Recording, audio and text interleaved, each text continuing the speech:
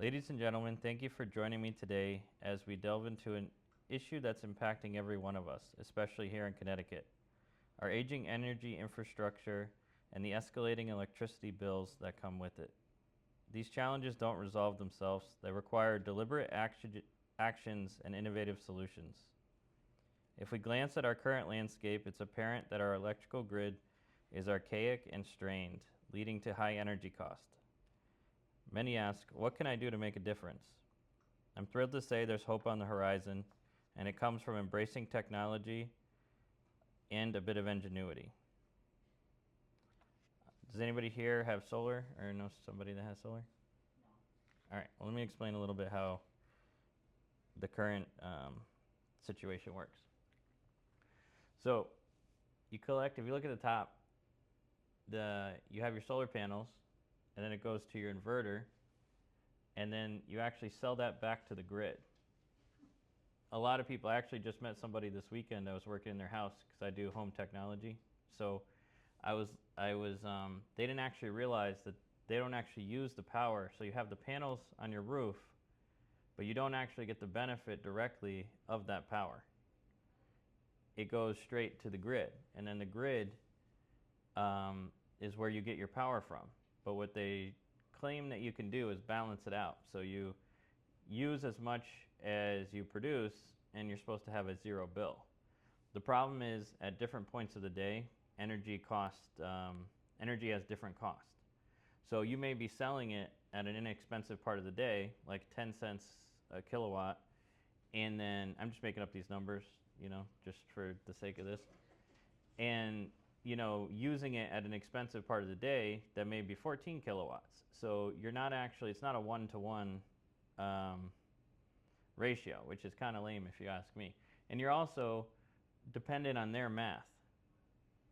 Eversource, meaning Eversource. So,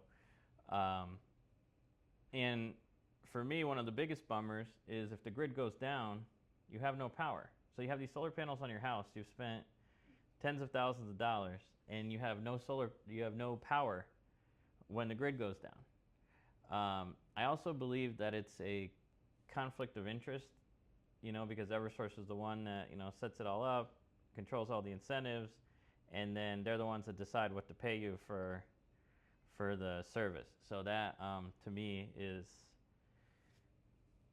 not great. The way that they're proposing. Okay. So what do you mean they decide to I thought they had to buy back your power at the outgoing price, or market price. That's what I thought. Well, not exactly, no. So it's they buy your power at the whatever the agreed upon rate is. But if your power that you're pulling at that particular time is more expensive for them to get because of demand or where they're getting the power from, they don't pay you the same price. It's pretty lame, right? Yeah, of course it will. Yeah. So have any of you heard about that battery program they've been pushing, especially here in town? Let me just show you real quick. So this is what they're trying to. Who's they, by the way? I'm sorry. It's a program between the state and Pura and Eversource, actually sponsored Eversource and UI. So they're trying to get people to put batteries in their house, and they're offering these incentives for the batteries. And you see, like, the upfront cost is actually still really expensive, and they offer incentives. But to me, incentives, like, there's no such thing as free money, so that money comes from somewhere. And then even after that, you're relying, they give you a federal tax credit, but then, and they pay you for the battery, but if you look, it's not very much. If you look at the bottom line, 10 years of performance incentives, meaning you have to run that battery for 10 years to get $8,000. So that's $800 a year. That's really not great, especially when our bills, mine's over $900 some months. So for me, that is pretty lame, and I'll explain some more disadvantages in a second. So the way that program works is the same way you have the solar panels. The power goes to a battery, and then you have a hybrid inverter that connects to your grid and to the house. Here on the top, there's no connection between, direct connection between the solar panels and the house. It all goes to the grid. So here it goes both ways, but the rub is that it helps Eversource or UI more than it helps you, because it helps balance out the grid. Our grid is in pretty sad shape, as I mentioned in the opening. And this is a way for them, instead of them actually fixing the infrastructure, meaning Eversource, it's easier for them and more cost effective to pay people to put batteries in their house, which, like I explained just a second ago, is not really, they're not paying you that much for the benefit that you're providing to the grid. And you don't really need them. So I put it's high cost, low reward, and you're still relying on Eversource. Because if they go in and they need your battery to balance the grid and take 80% of your power, and we have a power outage, you're out of luck still. So you still have all this glass on your roof that is pretty much useless. Well, not useless at that point, but it's like, we have an outage, and you want to be able to rely on your system. So I just think this is really unnecessary. The optimal way, the way I see it, is you have your solar that goes into a battery, and then the battery is connected to the inverter, and then that powers your house. You're actually just using the grid as a backup. Or you could just say, forget the grid, and you actually have a generator. So a lot of people don't even decide just to say, forget Eversource altogether, and they have, and when I say a lot of people, they're doing this in a lot of countries in Europe already, especially like Germany is a big one, where I think it's code, I believe, to even, if you build a house, you have to have it solar ready. So instead of, and they have no wires out on the poles and stuff. All their stuff's underground, and there's a lot more, it's a lot prettier, because we don't have to look at these old poles that are falling apart. And the way they do that is a lot of people do work on their own power. And the nice thing about this system is, even if you can't get solar, this kind of platform opens up to other alternative energies. So like, for instance, at my house, I have a stream running behind my house. If I could figure out some way to distill the water, I have a potential for like a hydrogen-powered generator, or like if they call it a fuel cell. And even if I don't want to use it's hydroelectric too, but you need a pretty good-sized stream for that. For me, I just have like some running water. So for me, a fuel cell. I don't believe that a lot of the technology that we've designed for cars makes sense in cars, but a lot of people don't realize that it takes about the same amount of energy to drive the cars 100 miles as it does to power the house for a day. So that's why the fuel cell and the battery technology, I want to actually adapt to houses. Well, what type of battery are you talking about that people are going to have in their homes? Is it like a hot water heater? No, that's just the picture just looks kind of like a hot water heater. No, a battery to store. So each average home uses about 30 kilowatts a day. So I'm thinking about putting the maximum they allow you to do in Connecticut is 60 kilowatts. So I think somewhere between 30 and 60 kilowatts is what you should shoot for. That would give you a couple days worth of power. Well, what does the battery look like that you put in your home? Yeah, well, there's different kinds. So there's batteries that are designed for the home, and actually a lot of people share the same view I do. So they've come up with ways to actually connect the batteries that are in the EVs inside the house. So you take them out of the EVs, and I've actually taken it a step further. I started tinkering a little bit with creating, so you can't have more than 60 kilowatts in your home. But what I've been doing is creating an analog way to connect it to the car, so you have another 80 to 100 kilowatts at your disposal, because it's technically not connected to the house. It's more like a generator, like a portable generator.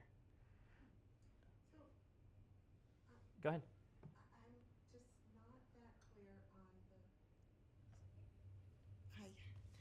not that clear on the second row versus the third row.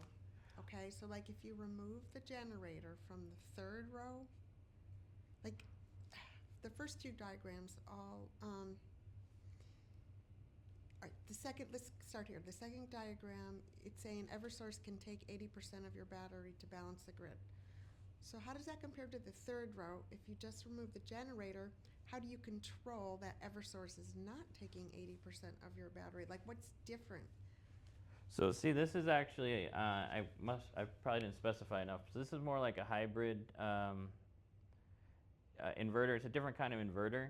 So they can actually send a signal to drain your battery and send it to the grid on this one with that program after they're charging you to put the battery in the first place. So that's what it is. Here the difference is this is an isolated system. This is a wall right here.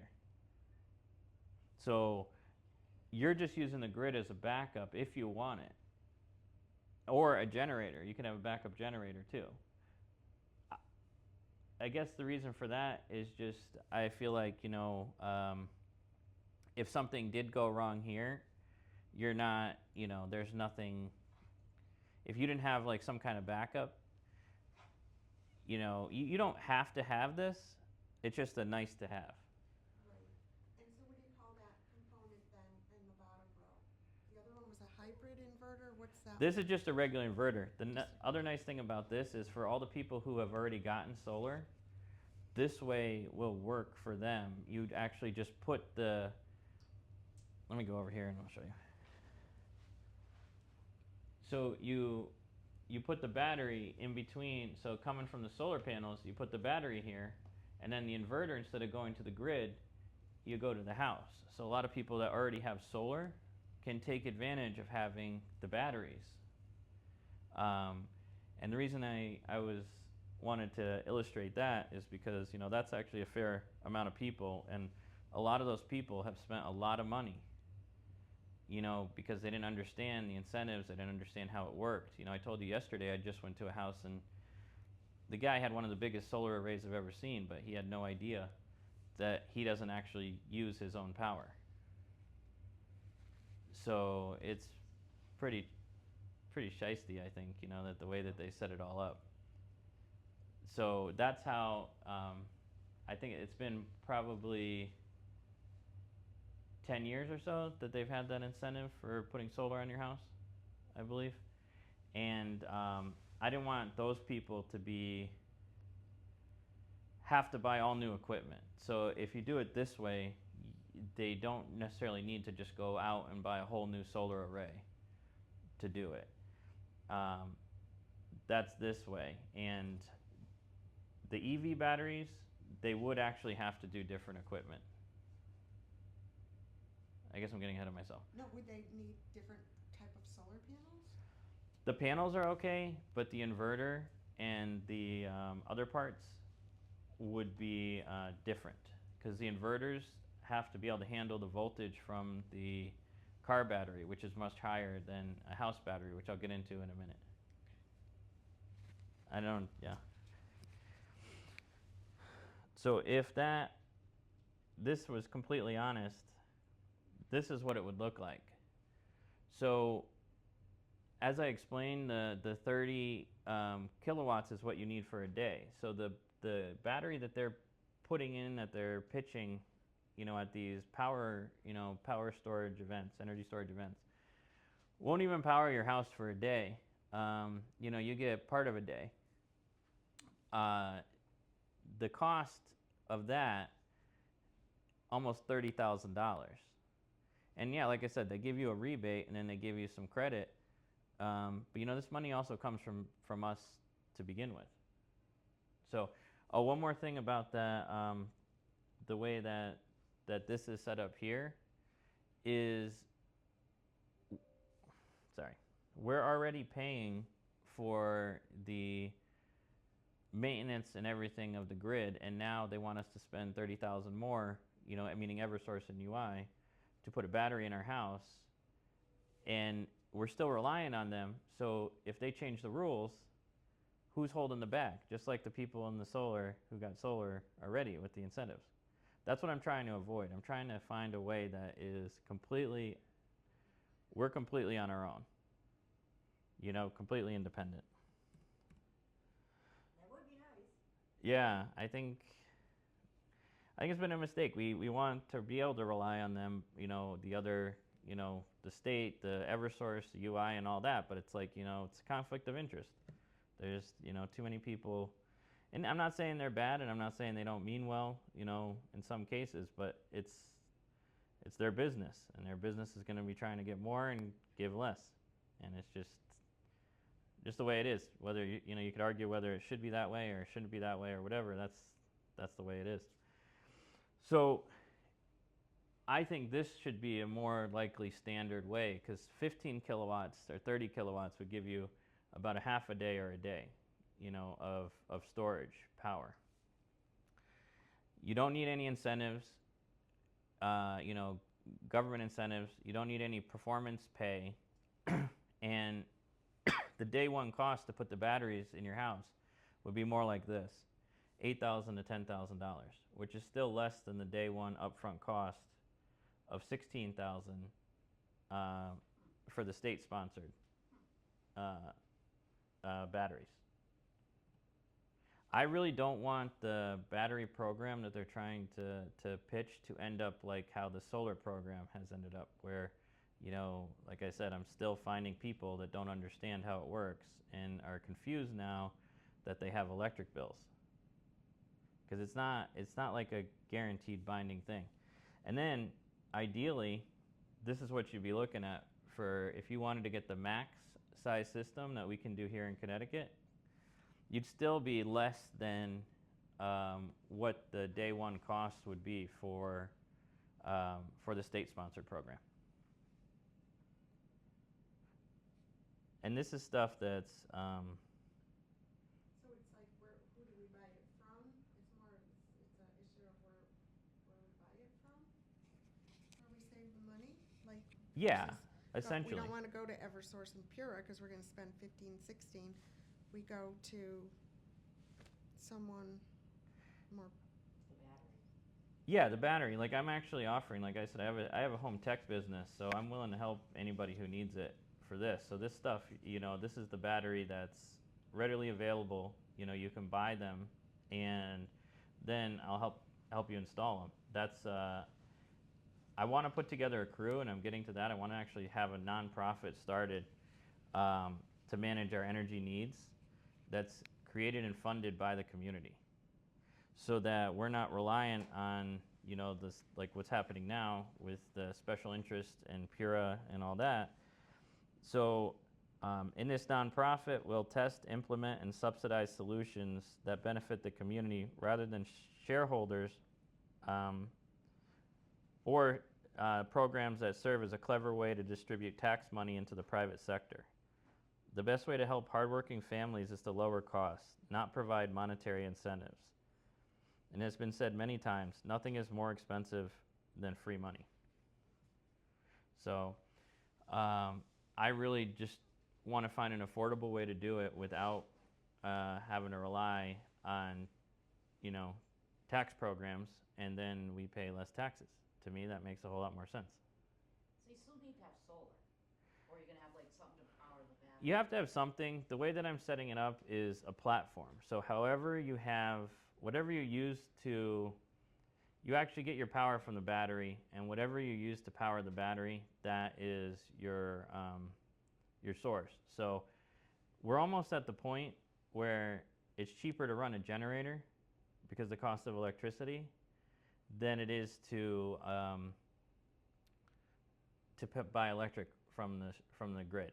And the thing about running the generator to charge the battery is it doesn't need to run 24/7. Like you guys remember the October storm, where that constant drone of generators and stuff like that. Yeah. With this way, if you had the battery in your house, you charge up the battery. It's a more efficient way to do it because you charge the battery. The battery takes, depends on the size of the battery, but even a small generator is 5,000 watts. So you have a 60 kilowatt battery. It's not even running for half the day. and we don't have that drone at night, and you still have all your power, all your stuff like normal. I would think if we ran into the October storm thing again, though, I don't think people would be using their full, they'd be more conservative, I believe, like we were during that period of time. So I don't know if that answers your question, but it's like it's just a more efficient way to distribute the power in your house. And I don't know what the future is going to hold as far as options. Once we start moving forward towards finding an alternative way to power our houses, there's going to be more options. So just like any other technology, like if there's a demand, they will build it.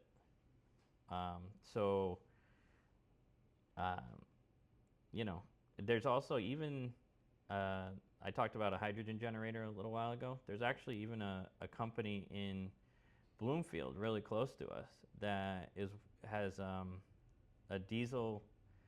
This is just an example of what's, that there's a lot of possibilities.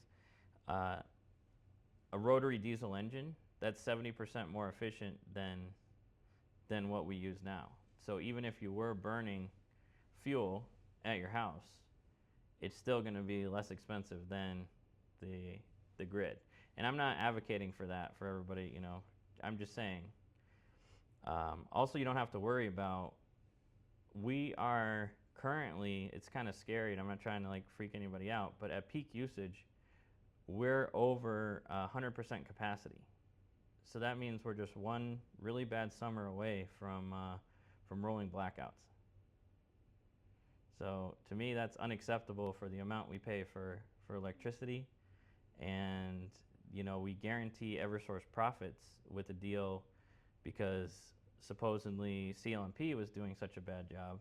So we're guaranteeing Eversource profits. They're profiting $1 billion a year, and the CEO is making $18 million, and we're paying $1,000 electricity bills. So that's why I feel like we should have our own community-supported programs and community-supported, like you said, organizations that control. And this is in the future. The first step is anybody who can get off the grid needs to, however they can do so. I kind of skipped around a little bit. So one of the things that I want to do as a community here in Simsbury, here's an example of what the EV batteries would look like, attached to the wall. They're nice and flat, and they don't take up a whole lot of room. So that's kind of really nice because the other ones are a little bit more bulky, the ones designed for the house, and then take up some more room. So that's a little bit what that would look like. So this is a solar trailer. I want to build 2 of these for here in Simsbury.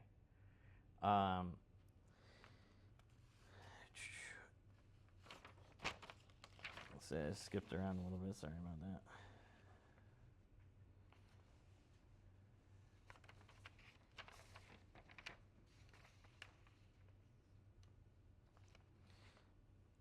Yeah, so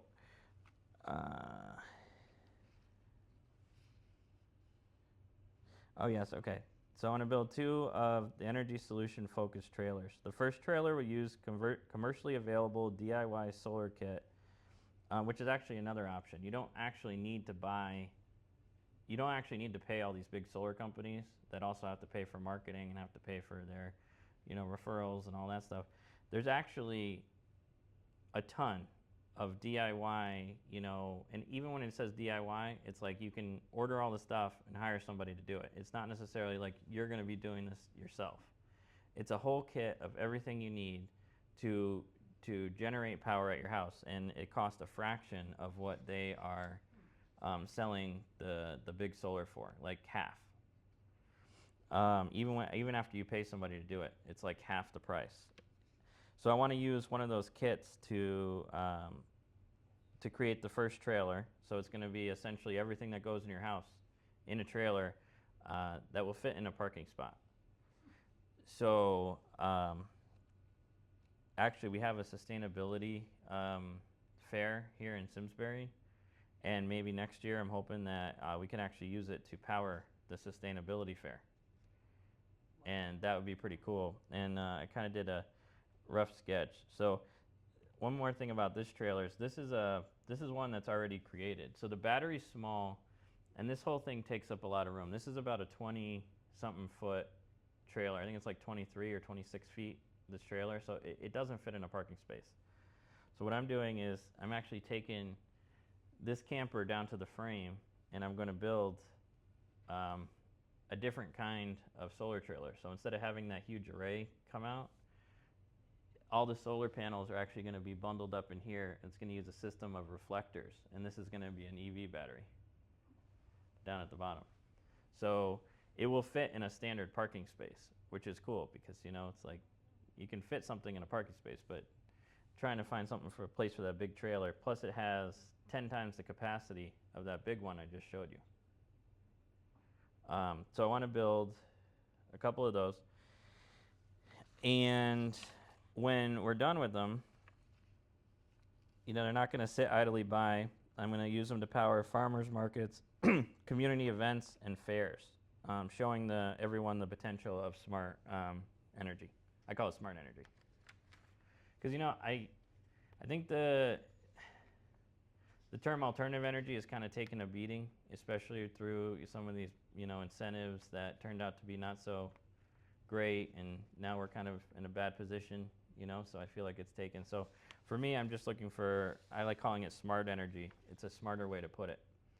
So one of the only drawbacks to a design like this is it's about 86% efficient of that trailer I just showed you, which I think is a small compromise considering its size and the volume it takes up. Also, the storage capacity is 10 times larger than those commercially available trailers that we have now. And it also will serve as a test bed for new technologies that come out and show you different things that we can do with it. So, you know, one of the things I just want to say in closing is we must reduce distractions and divisions that try to divide us. And this is just one such pivot, innovating to create an efficient, community-centric solution that empowers rather than exploit. So that's why I believe it needs to be some kind of nonprofit, because I think we need to have a board, you know, of community members that decide, you know, where the money that comes in goes and what we do. And we have to educate and make it understandable to the people in the committee. And then I think once we do that, the public could be more educated and understand what we're doing. Because now, I don't, you know, any of these programs that come out, I'm pretty skeptical of the first thing that comes out too, you know, and I understand a lot of it, and I'm just like, how does this work? So somebody who has no idea what's going on, I want them to be able to see, like, yeah, that's a good idea. Okay, awesome. So let's do it. I believe we can pioneer these solutions together, manifesting real change by showing its potential right here in our community. Through education, engagement, and execution, we can transform our energy outlook while addressing the broader systematic issues. Let's dress for action, roll up our sleeves, and step into the future where energy bills are just another obstacle we've overcome, not a barrier that keeps us strained and struggling. Thank you for listening. I look forward on embarking this transformative journey with all of you. And now I can take more questions if you have it. Jordan? And we have pizza coming, so did you? Who makes the best solar panels that you believe are the best? There's a lot of good ones. It's not like there's a couple companies. Like SolarEdge makes a decent one. There's Canadian Solar. They make a good one. You really want to look at the wattage. That's like almost asking like who makes the best TV. You know, there's a lot of good TVs, but like, you know, really depends on what you're looking for, like the size, and you know, if you're watching it in direct sunlight, you want something that has a brighter backlit. So backlight, which to me translates similar, because we're not going to have the same needs as somebody in Arizona, for instance, for our solar. Like they got direct sunlight. They got, we have to be a little bit more creative. At certain points in the year, the sun is lower in the sky, and we have to collect it better. So they make all sorts of them. They also make some that collect solar on both sides. So what some people up here are doing is when it snows, they're having all their solar panels on the ground, like some of the people up north, like Maine and stuff like that. It reflects off the snow, and it actually gets power on the back of it too. There's no ordinance in Simsbury that prevents people from having them on the ground, on the back, in their yard? You don't have to put them on the roof? You don't have to put them on the roof, but there are a couple ordinances that I'm aware of, and there might be more, but I don't believe it can be too close to the neighbor's property. There's also a restriction on, like there's a lot of historic areas here in Simsbury, so they wouldn't allow, the visible solar panels. You'd have to look up, and I'm happy to, you guys are welcome to contact me, and, for specific addresses, and any specific address, I'm happy to investigate it for you.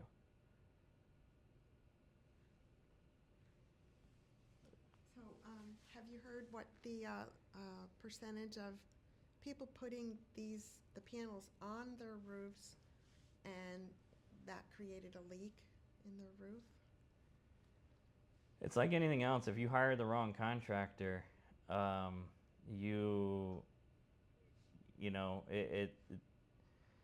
some of these, like if you call Sunrun and some of these big ones, they have their own crews, but some of these smaller companies use contractors that don't care as much, and that would be an individual thing. And again, I'd help you find, the town does have a list, and the department that handles the solar stuff has a list, but it's not exactly up to date. I feel like some of the companies that they have on there are already out of business.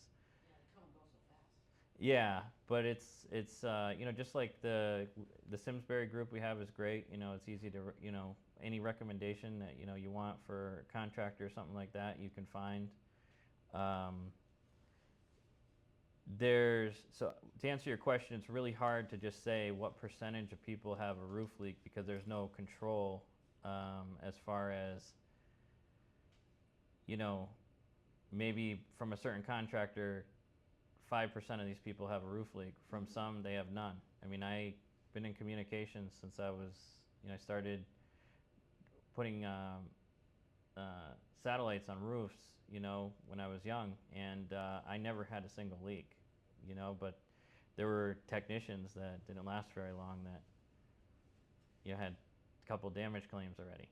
So you really just have to be careful. I agree with you. I think having it, for multiple reasons, I think having the ground mount, if it's possible, is better. You can put those bifacial solar panels, like I was telling you, that reflect off the back. You can put white stone, make it look kind of nice, and have generate power. The name of the game is the more sun that you can get onto the panel, the more power you produce. So anything you can reflect onto it, or you can put onto it, is good. Sometimes people even paint their roofs white so that they have, and then they have a space. I don't know if you ever driven down the road and you see it's not as common in our area, but the panels will actually be off the roof a little bit, and the roof will be white, because white reflects it better. Black absorbs the color. That's why the panels are black.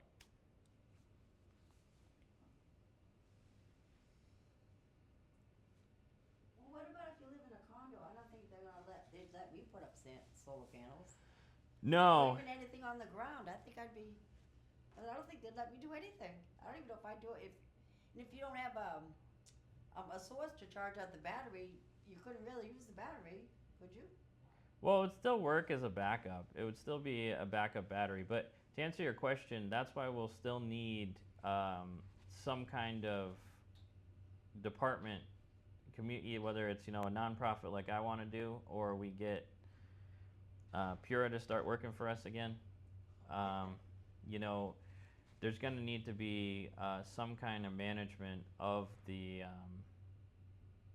grid for, they call those MDUs, multi, dwelling units, because putting solar and stuff on it is not going to be as practical unless the person that owns the building decides that they want to, offset the cost of for the residents, because some of those actually have electric heat, which is very expensive. A lot of condos actually have electric heat, and instead of having, so I know as a former landlord, in my opinion, it would be beneficial to have something like that. But that's the main idea of having some kind of department or nonprofit with some teeth. If we're all controlling it, we're all buying into it, then we get to control what happens.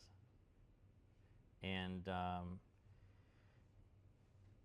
one thing that bothers me right now is what we're working against is where they're using the Eversource and the legislation. Like, I testified at the Capitol. Did you guys see they did that about reducing our energy bills and the Pura stuff so I was very disappointed. 750 of us went and testified, and they didn't even bring it out of committee to end the public benefits charge, which primarily 77% of the public benefits charge is the Millstone deal and the fact that we guarantee Eversource profit. So to me, that's pretty ridiculous. I think, also, I believe in small government, and I think there's some things that we can take care of ourselves that we don't need to. Like, I believe it's Waterford has their own electricity department that they control. It's subscriber, not necessarily subscriber owned, but subscriber controlled. And for MDUs like you're talking about and stuff like that, we would still need some kind of something similar to a grid to power those things. But the thing is, to make a change, we don't need to solve all those problems right away. I know when I was part of bringing new options here to Connecticut for internet, we only needed, we're probably only in like less than 5% of homes at the time before we started getting their attention. I know personally, I've been in over 4,000 homes, and the first year we were doing this, we cut $1.4 million from Comcast, which was a larger company, and they noticed. They noticed for sure, especially since it was in one area. It was primarily in West Hartford. And they noticed it, and they started attacking individual neighborhoods. That as soon as we opened up a neighborhood, they offered 50% deal on internet. So my point with that is, to start getting their attention and start making a difference, we really don't need as big of showing as, we don't need every MDU, we don't need every house, we don't need, we start cutting enough people off the grid that can get off the grid, and they're going to notice, and they're going to see a trend, and they're going to start cooperating, because that's how it works. Right now, they're operating with the fact that we don't have a choice. And they want us to think we don't have a choice. But there's lots of options. We just have to actually do it. So,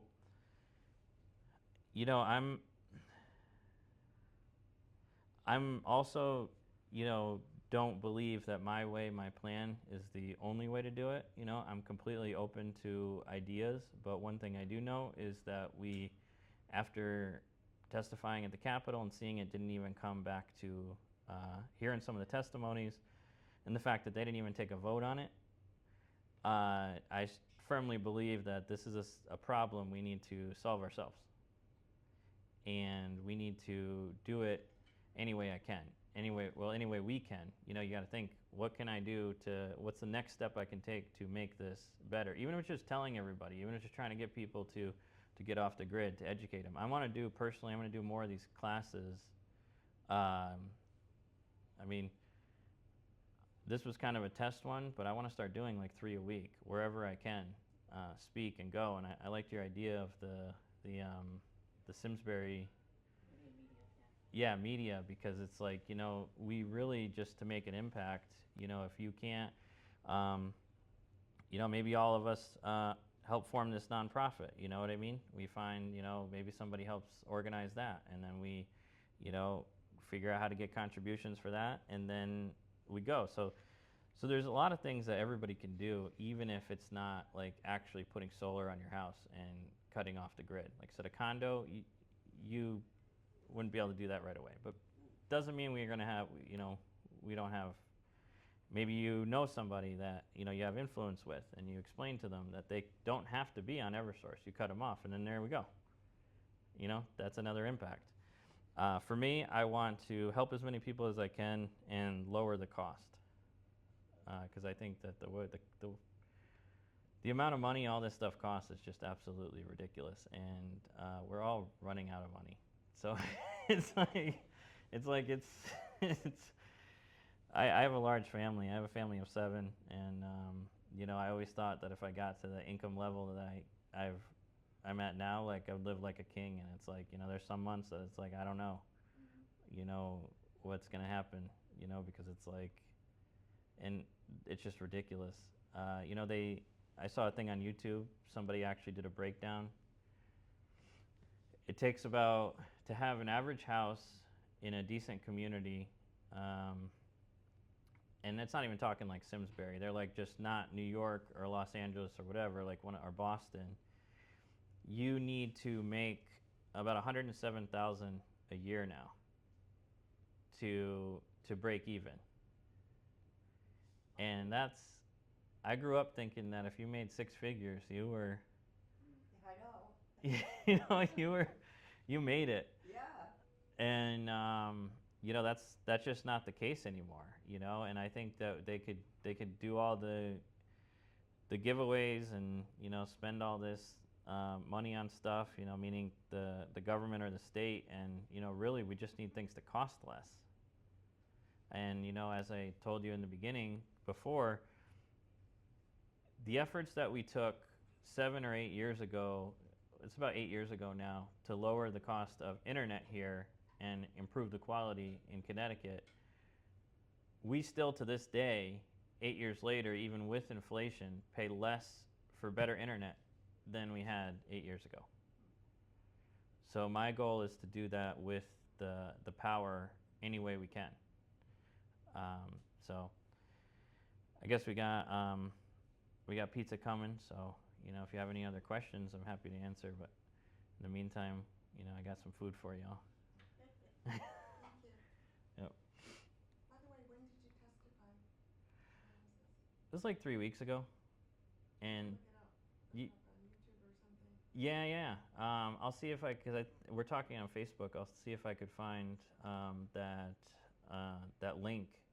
It's really long, and that's another thing that upset me was we're there all from 10 o'clock in the morning to it finally wrapped up at about 8 at night, 7 or 8 at night. I mean, people were pouring their hearts out, you know, and like,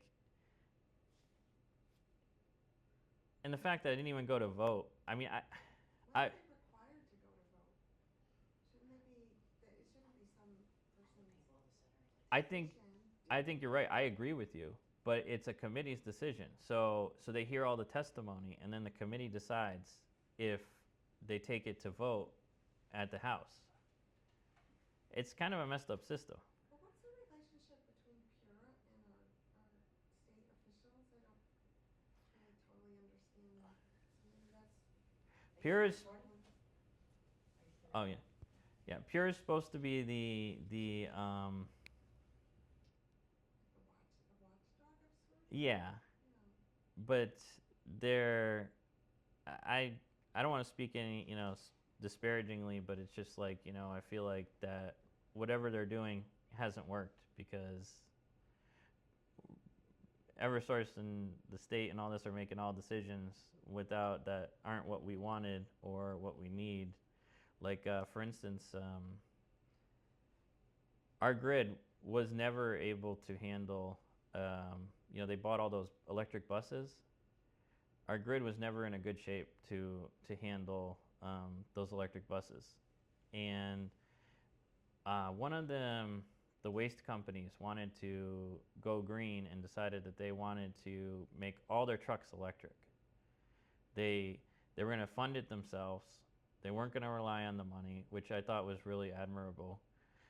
But when they figured out how much power they were actually going to need, because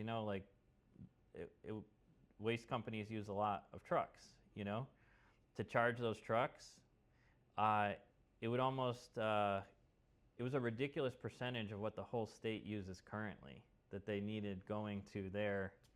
Like I said, a small electric vehicle uses about as much power as a house does for a day to go 100 miles. So imagine what those big trucks carrying all that garbage, or a city bus, can do. And I believe in climate change personally. I don't have a problem saying it. I believe in alternative energy, obviously. But I knew from the beginning that we were putting the cart before the horse. If you have a system like we talked about, where you were actually producing all your own power here, and you had enough battery storage, or as I told you, I'm developing a way to actually use your electric car as a second battery, then it makes sense for you to have the electric car because you're driving for free. I know I've been working with one of the big auto franchises here in town, and we've been waiting for almost a year to be able to put in charging stations. And the reason they're dragging their feet is because the infrastructure can't handle it. And to me, we got Eversource in here. We're paying them, we're paying them to fix the grid. That's why they're guaranteed profit. That was the deal, is that Eversource came in. We knew that there was no way to make profit because the grid was in such bad shape. And this was like 20 years ago. We knew that it was well, maybe a little less than 20 years, but we knew that they were never going to be a company was never going to be profitable. So we said, look, you fix this for us. We'll guarantee a profit. Everybody wins. Okay, great. I mean, you don't need to be an engineer to walk down the street, 5 poles and see that this stuff doesn't look safe, and it doesn't look good either. And when we were working on the internet stuff, they were behind thousands and thousands of poles inspecting. We had to get waivers. So a lot of the stuff we hung our fiber on probably isn't even safe. And it's just, that's why I said we just need to take it in our own hands. We just need to do whatever steps. They say that, a journey of many steps, the most important one is the first one. And, like I said, I think the first step is figuring out the technology that works and implementing it wherever we can and raising awareness of different options. And I think, we do that, it's going to go a long way. At the time when we took on Comcast, they were a $500 billion company. So Eversource is around $22 billion. So, I had some people online tell me, oh, well, internet's different than power. You're right. Power is easier because power we can actually, even if not everybody can do solar, a lot of people can. Nobody can produce their own internet. You know what I mean? You need the lines, you need to take it in from somewhere, you need to buy the fiber, you need to set up the infrastructure. Regardless, we can just start chopping people off the grid. We can start getting anybody who is able to get off the grid and cut their income source that they're using to fight us on this. Because that's the only explanation I can see for that many people pouring their heart out at the Capitol, spending all day there, just to have them not even. I figured it would be defeated, but it really broke my heart when they didn't even humor us and take it to vote. And it was both sides. It was a bipartisan, shoot down of them saying during the testimony, like I said, you should definitely watch it, several times the reason that this public benefits charge is never going to go away. And I don't mind a public benefits charge that's actually benefiting the public, to me. You know, I wouldn't mind that. But when it's $240 of my $900 bill, you know, and most of it is for two bad deals that were made, you know, by the companies that were supposed to be watching out for us. To me, I'm just like, you know, we need to do better, and we can't just be like, oh, this this party is going to help us. Oh, now this party is going to help us. Now this party is going to help us. It's going to go like a game of ping pong back and forth. And it's like, you know, regardless of what your politics or your beliefs are in, this is an everybody problem, you know? And both sides got us into this solution, red or blue. So everybody just needs to come together and solve it. That just seems like, to me, the only logical solution. Well, I thought the public benefit charge was going away in May. It's never going away?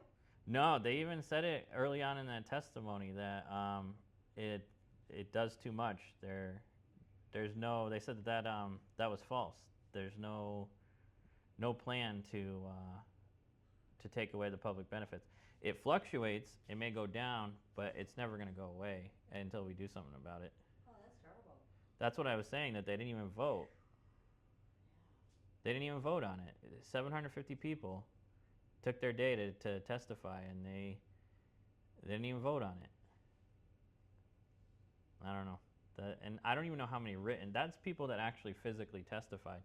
I don't know how many people actually wrote in testimonies, because there were actually you had an option to write your testimony or show up, and just the fact that many people showed up, you know, I mean, how many people wrote letters too? I don't even know that. I mean, if there's a way for you guys to find out. I guess I didn't care enough to dig into it because it was shot down with what I saw, and I thought that was pretty ridiculous. So to me, that's ridiculous enough. I don't have to go find out how many people actually wrote letters too that they ignored. Probably would depress me, to be honest with you. But yeah, it's pretty cool. There's a lot of, you know, in my technology business, I mostly help people with home technology.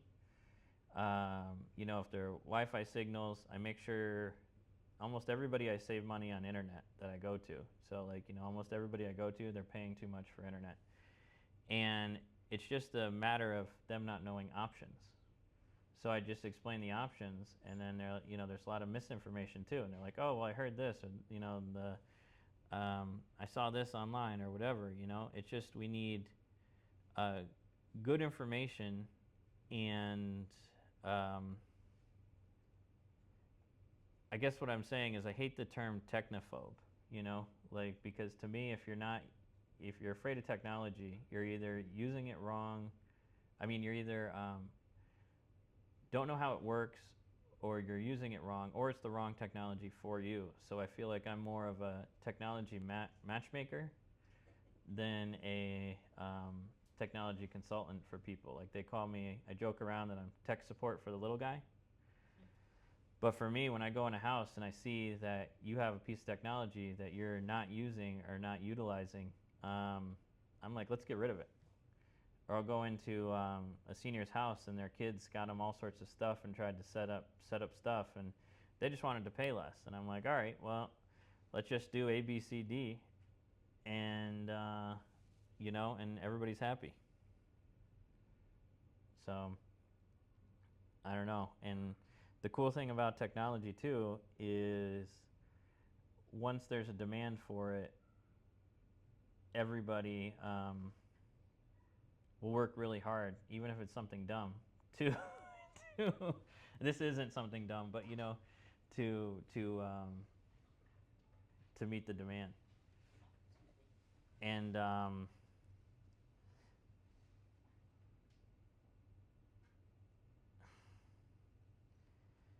know it's hard to you know, think, okay, well, you know, you set up a platform because maybe sometime in the future, you know, there might be another option. But to me, they're stealing the money from us anyways with the, you know, the overpriced and, you know, incentives that I really do believe, and that you know, what I said here about the, the incentives, like it's a clever way to get the money into the private sector. So I feel like we cut that out too. That's something else we can do. You know, we stop. The easiest way to stop them wasting money is stop giving them as much money. You know, to me, it just makes sense. And you know, the result with Comcast was it was our effort here in Connecticut, along with similar efforts in a lot of states. And a lot of people don't even realize they don't even care about being an internet company anymore. They gave up on it. They just pivoted. Now they're looking to be a content company.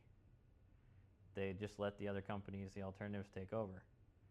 And I believe that Eversource would do the same thing. I believe that if we started pushing back and creating, you know, I don't know how you would put that, but not like a smooth path to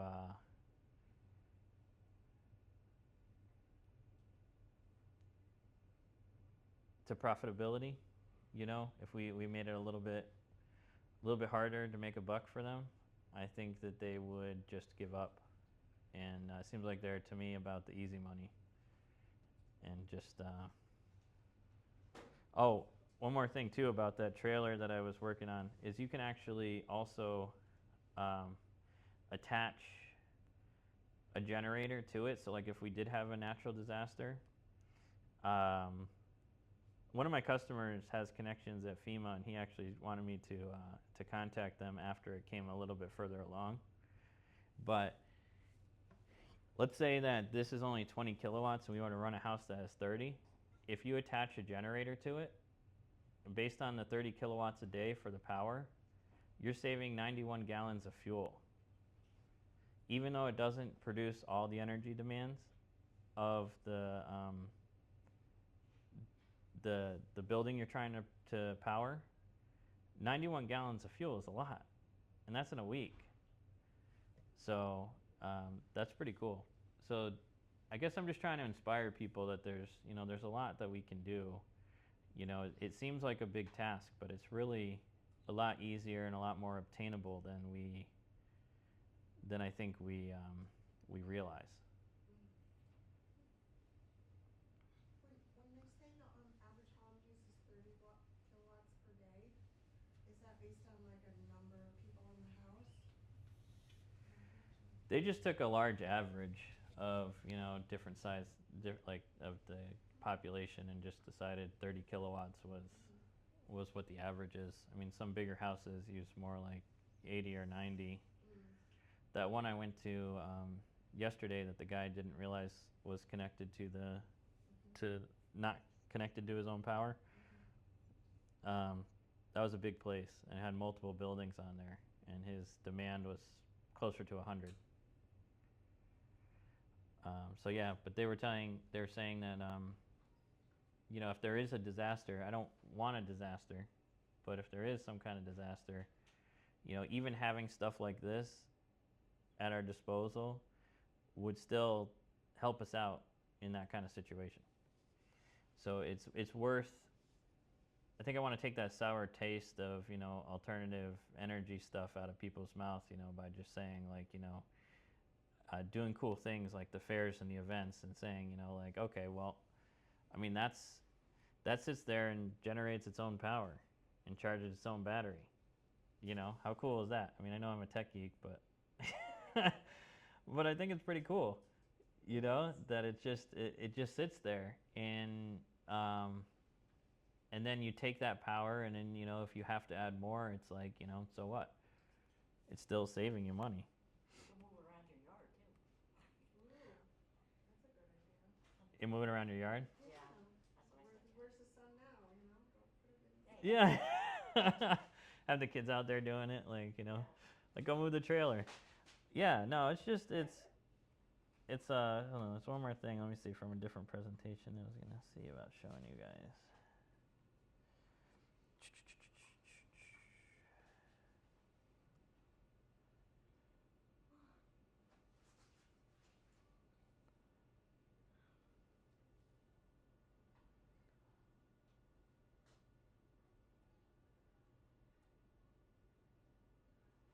And then Oh, I also have a Facebook group, the EverSource Alternatives Alliance. So that's a group that I'm trying to turn into the EverSource problem. Oh, it's one of my favorite memes for the topic. Explain to me why our electric bills never decrease even though we've swapped all the LED lights, Energy Star appliances, and built massive solar and wind farms. That's another thing that I feel like why we should have something local, making local decisions for us, because I believe our big solar farm that we have here in town, we don't even benefit from the power. Yeah, we get nothing. Nothing like that should have been built in town if it wasn't helping our town, I believe. You know? Did we pay for that with taxes? Probably. I want to say for sure, but I believe we did. So, They took the land. Why are we not benefiting? but that's what I'm saying. We can't rely on the people that. Benefiting. I could. Is it Massachusetts? I can look it up real quick. What was your page called? EverSource? Alternatives Alliance. Oh, help yourself, guys. The pizza's arrived.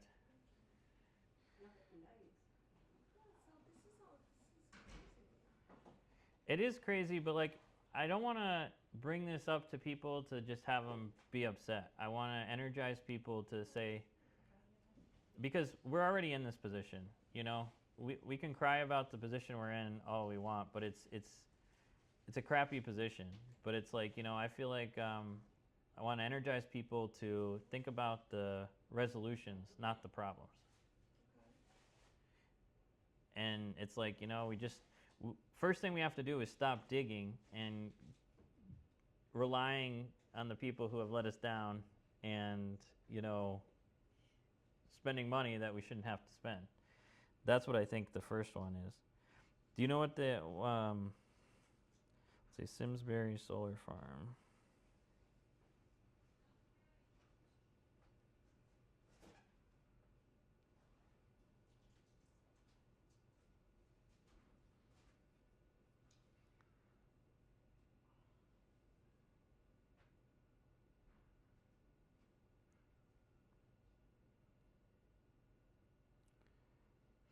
Yeah, it says it's 170,000 solar panels over there. Enough energy to power 5,000 homes. That's one Massachusetts. Yeah, so it could power 5,000 homes, and we're sending the power away. So that's why I said we really need something that is controlled by us, that makes decisions for us, in order to, like, I believe that the people, even if it isn't our tax money directly that did it, we had to have voted on it in order to, or somebody voted on it in order to make it a possibility. And I believe that if anybody understood what was going to happen, that we were going to have the solar farm there and have no benefit from it except for rent money, I don't think anybody would have done it. I know I wouldn't have. I would have said no. You know, I didn't vote, but I just on it. But I'm just saying, like, I would have said no way. Why are we gonna have something like that there where it could be something that benefits us? Or, like I was talking about the batteries, if we had battery banks for people that live like in MDUs and stuff like that, also, because solar only produces power when the sun's out. So solar actually needs to be paired with batteries in order to create an effect. Yeah, go ahead, help yourselves, guys. The pizza's getting cold. Go on.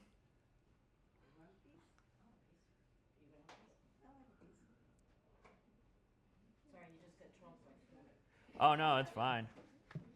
I want everybody to eat and be happy. It's a tough topic. I know it is. It's just unbelievable.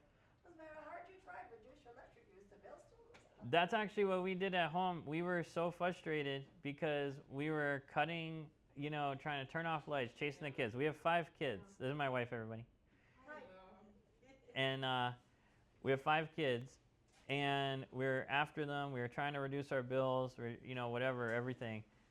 And it just kept going up and up and up till the point where I was just like, forget it.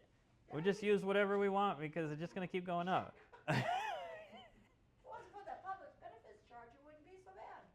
Well, That's pretty bad. you're right. That's a third of it, but that's still not the whole thing. I believe that, you know, and Yeah, no, that's just a portion, but still. and also we're paying that for our infrastructure to be in decent shape, but it's like our infrastructure isn't in good shape either. So it's like if we do nothing, I feel like the money's just going to go away anyways, and we'll have nothing to show for it. So even if my idea fails, which I don't see how it would, but even if it did, I believe that, you know, we wouldn't lose. We wouldn't lose. It's already, you know, it's stuff that, and to me, at least we tried something. It's not money that's just taken from us. True. I'm gonna grab a piece. You want a piece? You can turn it.